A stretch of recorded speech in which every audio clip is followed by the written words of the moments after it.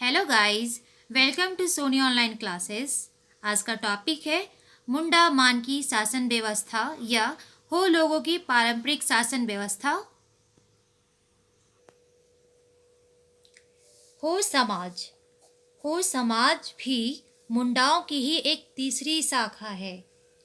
ये जो हो समाज है ये भी मुंडाओं की तीसरी शाखा है। मुंडा भाषा से हो मिलती है, परंतु जो इसकी संस्कृति है या स्वशासन है, ये व्यवस्था थोड़ा सा डिफर करता है मुंडा जनजातियों से।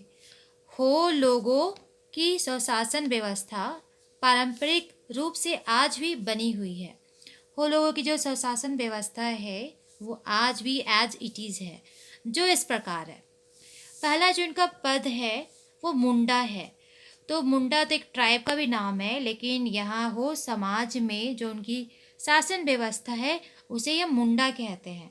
तो मुंडा जो यह पद है, जो गांव का जो प्रधान होता है उसे मुंडा कहा जाता है। तो मुंडा एक जनजाति है और हो समाज में मुंडा क्या है, एक वो पद है जो गांव का प्रधान होता है, जो हेड होता है उसे हम मुंडा कहते हैं। और इसका काम क्या होता है, तो ये मुंडा एक पद है और गांव की मुखिया के प्रयुक्त होता है। इसका क्षेत्र क्या है, ये क्या क्या काम करता है, तो ये क्षेत्र से रिलेटेड जिस गांव का ये प्रधान है, ये मुंडा है, उस गांव का ये प्रशासन, न्याय, लगान, इसी रिलेटेड इसका काम होता है। दूसरा पोस्ट है डाकुआ। तो डाकुआ का काम क्या है, तो ये जो मुंडा जो है पदधारी ग्राम प्रधान जो है उसके सहयोग के लिए डाकुआ पद का सृजन किया गया है। यह मुंडा के सामाजिक प्रशासन संबंधी जो भी सूचनाएं होती है वो गांव के लोगों तक पहुंचाने का काम करता है। एक तरह से यह क्या हो गया ना, मुंडा पदधारी का स्वशासन व्यवस्था का संदेश वाहक का कार्य करता है, यानी मैसेंजर हो गया। मुंडा ने क्या संदेश गांव में पहुंचाने के लिए कहा है, उसके संदेश को ये पहुंचाने का काम करता है। इसलिए डाकुआ एक तरह से संदेश वाहक होता है। नेक्स्ट जो पद है इसमें मानकी है। तो 15 से 20 गांव के ऊपर एक मानकी का पद होता है, यानी मानकी का जो पद है 15 से लेकर 20 जो गांव है उसे मिलाकर जो बनता है उस पद को कहते हैं मानकी। मानकी जो है वो 15 से 20 गांव के ऊपर एक मानकी का पद होता है। कितना गांव, 15 से 20 गांव। 5 से 10 गांव का एक पीड़ अर्थात ग्राम पंचायत पारंपरिक रूप से माना जाता है।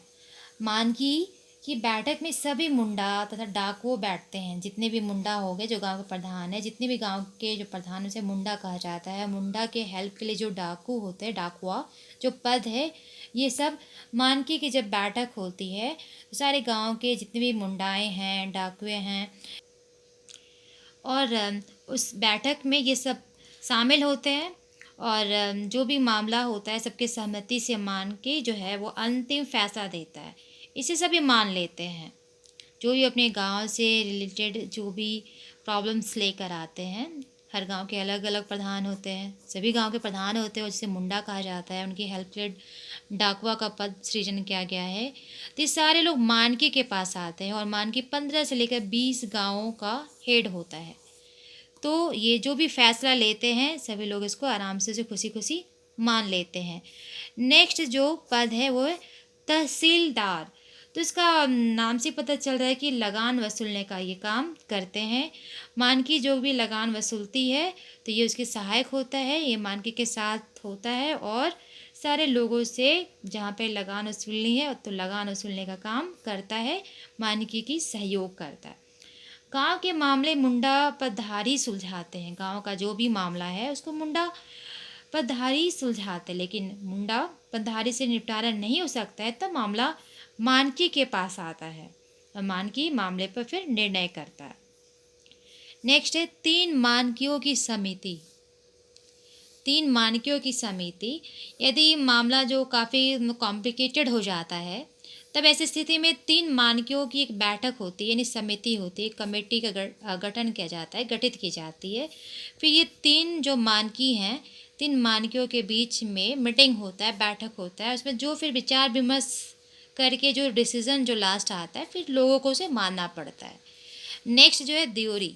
देवरी ये हो भाषा में हो समाज में पुजारी को कहा जाता है। हर जनजाति में पुजारियों के लिए अलग अलग नाम रखे गए हैं। तो हो समाज में जो पुजारी हैं उन्हें हम देवरी कहते हैं। तो ये गाँव का पुजारी होता है और ऑब्वियस सी बात है, जो ये पुजारी है तो पूजा पाठ का ही काम कराते हैं। ये शादी विवाह हो गया, पर्व त्योहार हो गया, जो भी पारंपरिक स्वशासन व्यवस्था है में देवरी का सहयोग मुंडा तथा मानकी दोनों को मिलता है। विशेषकर धार्मिक मामले जो भी हो गए हैं या धार्मिक मामलों से रिलेटेड अगर किसी को दंड देना है तो उसमें देवरी का भूमिका महत्वपूर्ण हो जाता है। नेक्स्ट है यात्रा देवरी। तो यात्रा देवरी क्या है? तो देवरी यानी जो पुजारी होते हैं उनका ये सहयोगी होता है, जिसे हम यात्रा दी उरी कहते हैं। तो गांव के जितने भी देवी देवताओं की पूजा करने या कराने में देवरी जाते हैं तो उनके साथ साथ सहयोग के रूप में, सहायक के रूप में ये यात्रा देवरी भी जाते हैं। इस तरह से गाइस हो समाज में भी सरकारी पंचायत और पारंपरिक पंचायत दोनों साथ साथ चल रहे हैं। जो इनके बीच में परंपरागत जो ट्रेडिशनल जो पंचायत बनी हुई है, शासन व्यवस्था बनी है, वो भी कानून आज तक एज इट इज़ है।